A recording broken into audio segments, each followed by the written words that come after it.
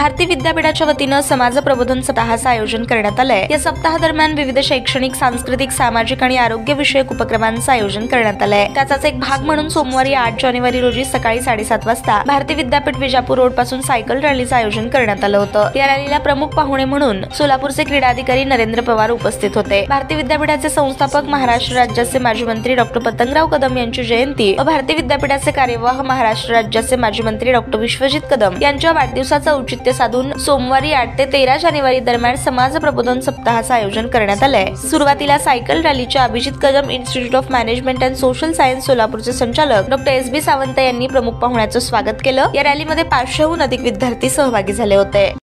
ताज्या बातम्या पाहण्यासाठी प्राईम मीडिया न्यूज चॅनलला सबस्क्राईब करा आणि बेल आयकॉन प्रेस करा।